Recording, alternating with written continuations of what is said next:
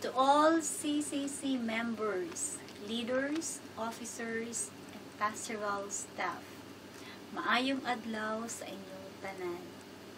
Dako ang among tinguha nga makauli na apan wala pa ang among visa. Nasubo ko nga wala mi karon, but I felt comforted sa inyong hiniusa nga kadasig ug paningkamot inubanan sa kalipay ug gugma aron mahimo kini nga joint celebration nga madampuson ug mahimayaon atubangan sa Ginoo.